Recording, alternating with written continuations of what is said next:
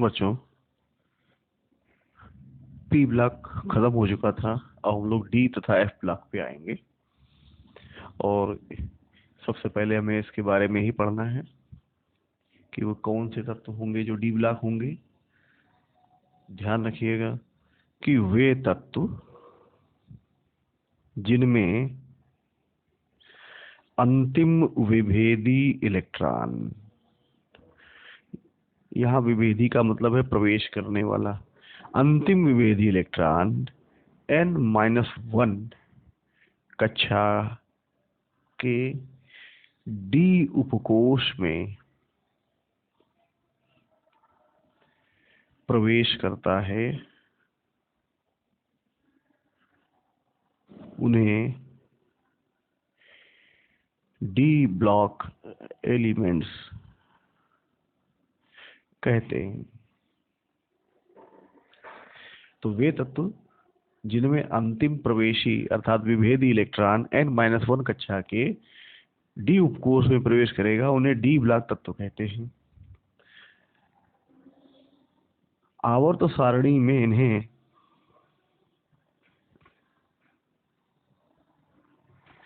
S तथा P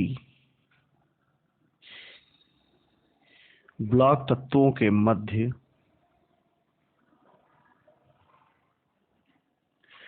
स्थान दिया गया है।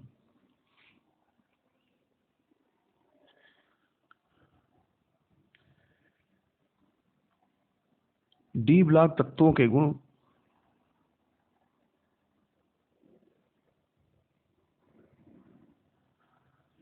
एस ब्लॉक तथा पी ब्लॉक के तत्वों के मध्य के होते हैं।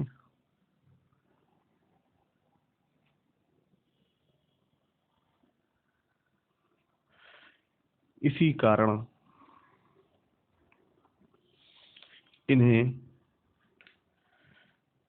संक्रमण तत्व कहते हैं।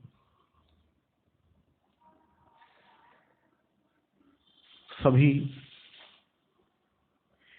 डी ब्लॉक तत्व इलेक्ट्रॉन त्याग कर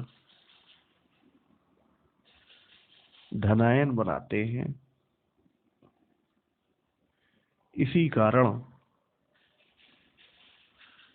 इन्हें संक्रमण धातु कहते हैं। तो अब समझ में आ गया डी ब्लॉक को हम क्या कहेंगे, संक्रमण धातुएं। डी ब्लॉक तत्वों को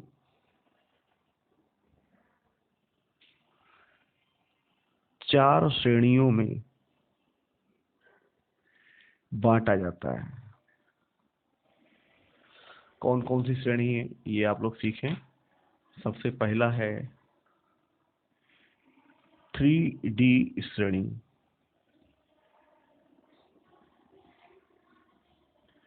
3D श्रेणी, तो इस श्रेणी में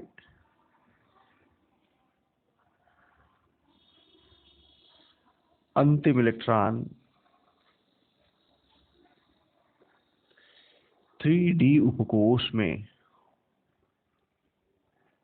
प्रवेश करता है और इनका सामान्य इलेक्ट्रॉनिक विन्यास, बेटा जो हम बोल रहे हैं वो आप लोग लिखिएगा, ठीक है। हम बहुत शॉर्टकट में लिखेंगे अब। तो इस श्रेणी में अंतिम इलेक्ट्रॉन 3D उपकोष में प्रवेश करता है और इनका सामान्य इलेक्ट्रॉनिक विन्यास 4s2 3D 1 to 10 होता है। ये हो गया 3D श्रेणी। अब आते हैं 4D श्रेणी।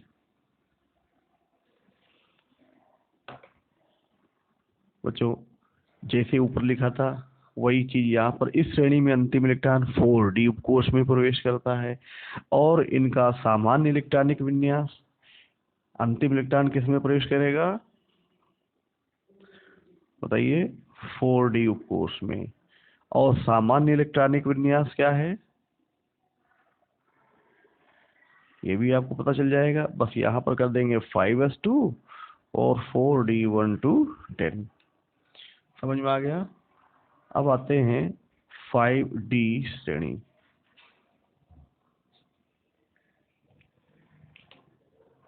फिर वही चीज, अंतिम इलेक्ट्रॉन।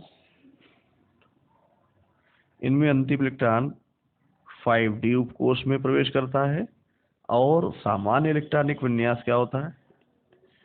अब तो ये पता चल गया होगा क्या होगा सामान्य इलेक्ट्रॉनिक विन्यास, यहीं से बताइए। 6s2 5D1 to 10, इतना समझिए। और चौथा है 6D श्रेणी। तो 6D श्रेणी के लिए क्या करना है? आपको पता चल गया होगा कि इस श्रेणी में अंतिम इलेक्ट्रॉन 6D उपकोष में प्रवेश करता है और इनका सामान्य इलेक्ट्रॉनिक विन्यास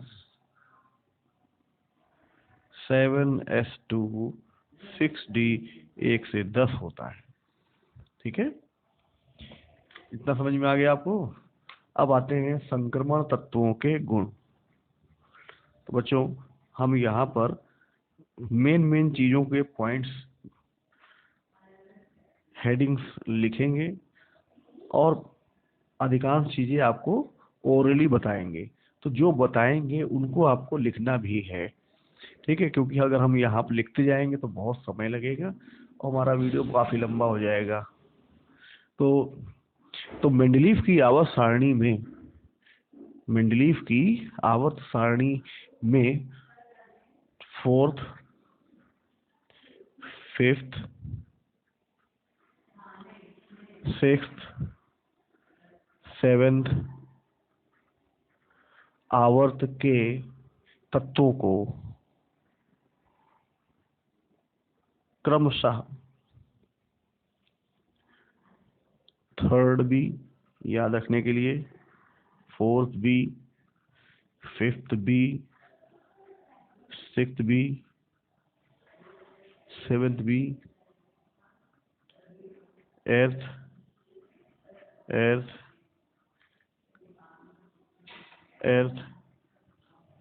1st B, 2nd B उपवर्गों में रखा जाता है।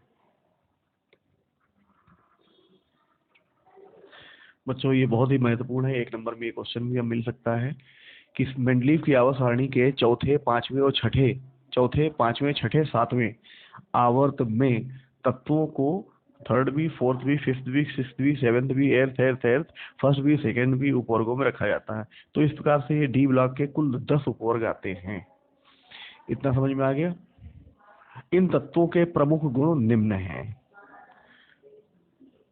पहला है उपलब्धता। तो संक्रमण धातुएं प्रकृति में मुक्त और संयुक्त दोनों ही अवस्थाओं में प्रचुरता में पाई जाती। अभी हमने क्या बताया, ध्यान से समझिएगा कि संक्रमण धातुएं प्रकृति में मुक्त और संयुक्त दोनों ही अवस्थाओं में प्रचुरता में पाई जाती हैं। दूसरा है हेडिंग इलेक्ट्रॉनिक विन्यास। तो सबसे पहले हम इनमें जो 3D श्रेणी के तत्व ले लें। 3D श्रेणी के लिए, 3D श्रेणी के लिए अगर हम लेते हैं तो इसको देखें, 21 scandium, 22 titanium, 23 vanadium, 24 chromium, 25 manganese, 26 फेरियम, 27 कोबाल्ट, 28 निकिल, 29 कॉपर, 30 जिंक हो गया। अब इनके निकटतम अक्रिय गैस लिखते हैं और वो होती है आर्गन। आर्गन में कितने इलेक्ट्रॉन जाते हैं आपको मालूम होना चाहिए, 18। तो हम सब में आर्गन लिख देते हैं, निकटतम अक्रिय गैस। आर्गन का जो विन्यास होता है वो होता है 3p6 लास्ट का, और 3p6 के बाद इलेक्ट्रॉन 4s में जाता है। तो यहाँ पर आ जाएगा 4s2 और बचे कितने, 20 तो ये हो गए, बचा 1, तो 3d1। तो इसी प्रकार से आपको इलेक्ट्रॉनिक विन्यास बनाने हैं 3D2, 4s2, 3D3। अब ये अपवाद है, इसमें हो जाएगा 4s1, 3D5, यहाँ हो जाएगा 4s2, 3D5, ये है 4s2, 3D6, 4s2, 3D7 और 4s2, 3D8। अब बच्चों ये वाला भी अपवाद है, ये हो जाएगा 4s1, 3D10 और 4s2, 3D10। तो ये डी ब्लॉक तत्वों की जो 3D श्रेणी थी उसका इलेक्ट्रॉनिक विन्यास हमने बनाया। और इसके नीचे क्या लिखना है कि इन सभी तत्वों का सामान्य इलेक्ट्रॉनिक विन्यास NS2 N-1 D1 to 10 होता है। ये इनकी सामान्य इलेक्ट्रॉनिक विन्यास है। हो गया। अब बच्चों तीसरा पॉइंट है परमाणु त्रिज्या।